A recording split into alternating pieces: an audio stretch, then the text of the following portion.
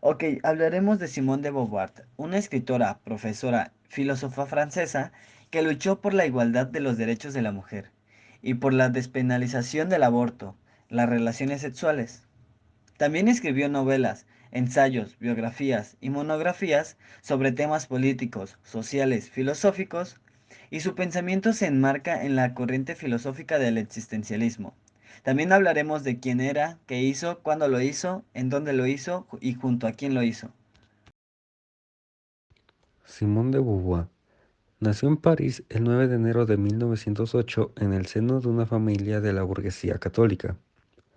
Es hija de Georges Berhan de Beauvoir y Francis Brasseur. También tuvo una hermana llamada Helene.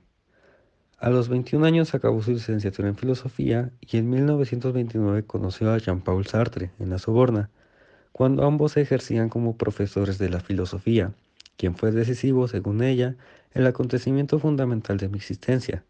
Estuvieron unidos intelectualmente y sentimentalmente hasta que Sartre falleció en 1980.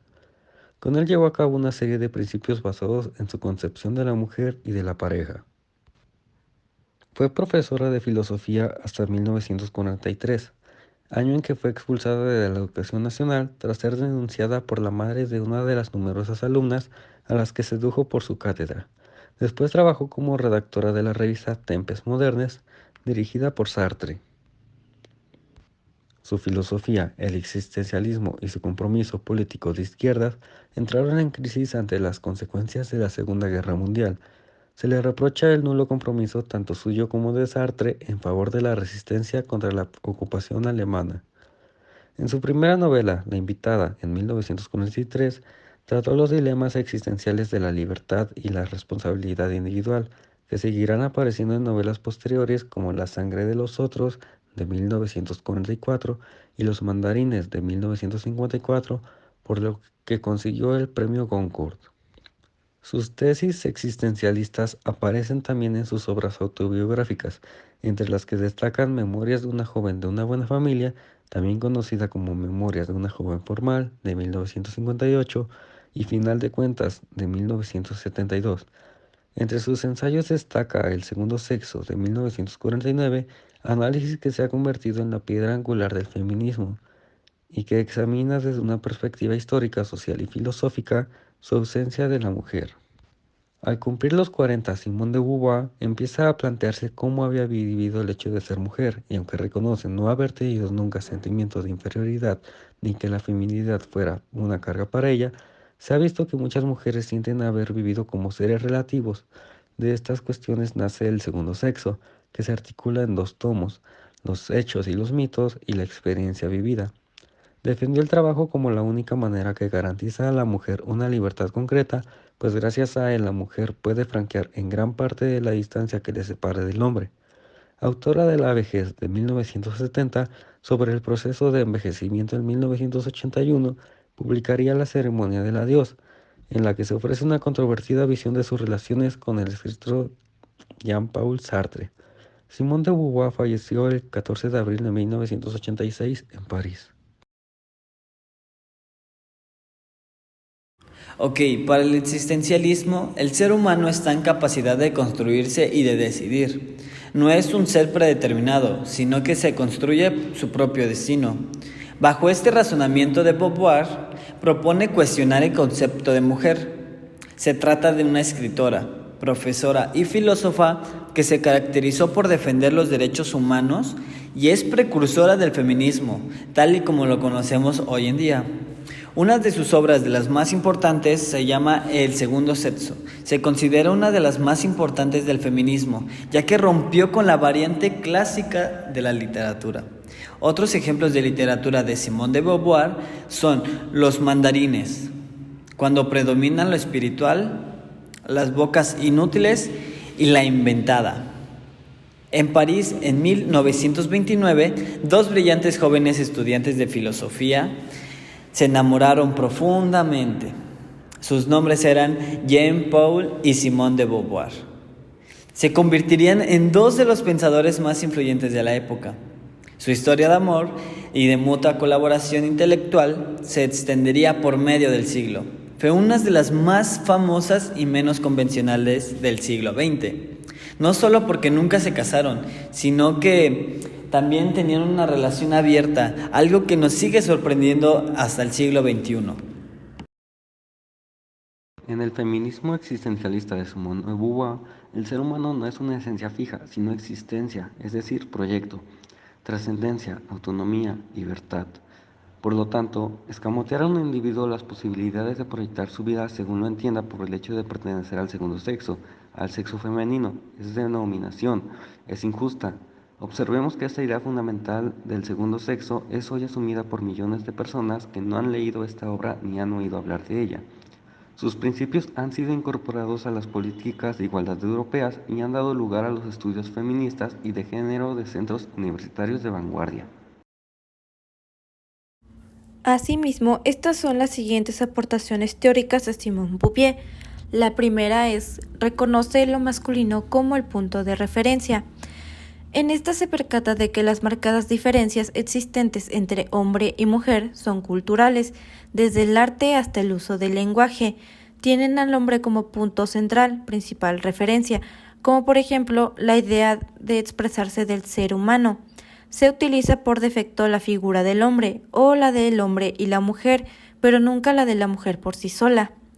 Beauvoir confirma que estas diferencias son el resultado de la educación, es decir, por medio de la educación se han ido transmitiendo los distintos modelos de mujer y hombre, como es el caso de los mitos, los cuales han sido utilizados para transmitir los modelos correctos e incorrectos dentro de la cultura de Occidente, lo que me lleva a mencionar su segunda teoría, el concepto de lo otro.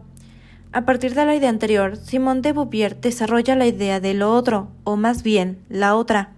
Esta categoría sirve para expresar de un modo visual el hecho de que el género femenino se mueve por la periferia de lo humano. Es un atributo que no está integrado en el primero, sino más bien una extensión de este, mientras que lo masculino sí es indesligable de la idea de lo humano, como si fuesen sinónimos. Es consciente de que la cuestión biológica desempeña un papel importante en el sometimiento de la mujer, pero que este no hubiera sido posible sin la colaboración cultural, por lo que se adentra en el materialismo histórico, de la mano de Engels, lo cual le permite mostrar cómo se va construyendo socialmente la mujer. Para Beauvoir, el materialismo histórico ha presentado importantes verdades. Cabe mencionar una de sus frases: la humanidad no es una especie animal, es una realidad histórica. Aquí señala que existen dos rasgos esenciales que caracterizan a la mujer. Su aprehensión del mundo es menos amplia que la del hombre y está más estrechamente ligada a la especie. Estos hechos adoptan un valor diferente en función del contexto económico y social. Una teoría de Simone de Beauvoir es la siguiente: una saga masculina de dominación. Ligado con los elementos anteriores aparece la corroboración de que la historia, a todos los efectos, han sido escrita por hombres, tanto literal como simbólicamente.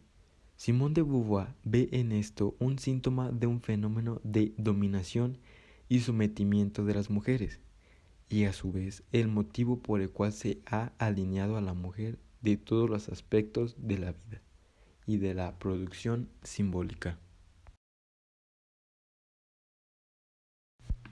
Una de las frases de Simone de Beauvoir es la siguiente: no se nace mujer, se llega a serlo. Reflexionaba sobre la legendaria filosofía francesa, escritora y activista feminista en su libro El segundo sexo, al plantearse que es una mujer.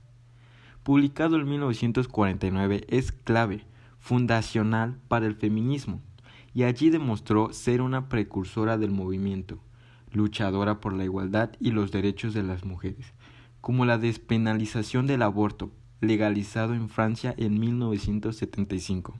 De Beauvoir hizo un manifiesto en 1971 que firmaron 343 mujeres declarando haber abortado y reclamado el aborto libre. Otra teoría que nos enseña la filósofa Simone de Beauvoir es la siguiente: por una feminidad no alineada. La teoría que Simone de Beauvoir traza en el segundo sexo no es simplemente una descripción de lo que ella consideraba que era la realidad. Adherido a esto estaba una indicación moral de lo que debía hacerse, y es bueno. En concreto, esta filósofa señaló la necesidad de que las mujeres definiesen su propia identidad al margen de la mirada masculina, sin verse coaccionadas por las imposiciones por parte de este referente moral e intelectual, alimentado a base de ciclos y ciclos de dominación. Relación con la pedagogía. Filosofía de la educación en clave de género. Simone de Beauvoir fue la primera en tomar como centro de su cuestionamiento filosófico a la mujer. Si bien la filosofía había abordado antes el tema de lo femenino, era tan solo un elemento más enmarcado en otras teorías. De este modo, su gran aporte a la filosofía, como lo señala la doctora en filosofía, Linda Zerilli, fue la articulación de un nuevo problema filosófico. ¿Qué es la mujer? En su teoría, el problema de la mujer es abordado desde los puntos de vista ontológico, existencialista, fenomenológico. Este ha sido el punto de partida para las teorías de sexo y género. En su libro El segundo sexo, publicado en 1947, planteó los fundamentos de la filosofía feminista y de las teorías de sexo y de género. En su momento, el libro fue tan controvertido que el Vaticano lo agregó a la lista de libros prohibidos. Es considerado un texto fundacional a la filosofía feminista. Ha sido comparado con una Biblia, ya que en su argumentación, al igual que en el Génesis, parte de una caída en el conocimiento. Simone de Beauvoir cuenta cómo, teniendo apenas un día de nacida, su tía, quien fue a visitarla al hospital, encontró una etiqueta en su cuna que decía, es una niña. En la cuna de al lado la etiqueta decía, yo soy un niño. Aportaciones a los estudios de género y la sociedad. Si bien el trabajo de la filosofía ha influido indirectamente en los cambios políticos y sociales que ha logrado el feminismo en el mundo, como lo son el derecho al trabajo, al placer, a la autonomía, al voto, a la igualdad salarial, etc., ha sido el cambio de la identidad colectiva, el cual ha sido indispensable para el movimiento feminista. Sus planteamientos han servido de base para plantear una separación o al menos un cuestionamiento entre género y sexo, lo cual ha sido aprovechado por las teorías actuales de género. Por otro lado, Simone de Beauvoir fue una de las primeras en expresar con candor una actitud ambivalente respecto a la feminidad que expresa la complejidad que conlleva al ser mujer y que puede ser compartida por la comunidad LGBT. Devenir sujeto-mujer como efecto de la emancipación. ¿Cuáles son las razones de este comportamiento social? Simone estudia la filosofía de la mujer y su historia, después situaciones concretas. Desde pequeñas se nos educa para que nos identifiquemos con los deseos que los hombres proyectan en nosotras, reduciendo nuestra existencia de la otredad y por otro conformándonos con el rol secundario que se nos exige. La validación masculina de nuestra existencia es lo que nos hace ser. Ella misma dijo en varias ocasiones que su propio padre solía decirle que ella era más inteligente como un hombre. Una mujer no puede en este sistema ser inteligente en sí misma, lo que es solo si un hombre lo certifica y si lo es en la misma medida que lo que es un hombre. La idea de que una mujer sea más inteligente que un hombre hasta el día de hoy les escandaliza. La propuesta de Simone de Beauvoir para cambiar esto es asegurarnos de que todas las mujeres tengan independencia económica, que se geste una emancipación colectiva de las mujeres, por y para las mujeres, y finalmente que desde el feminismo nos enfoquemos en la educación y costumbres.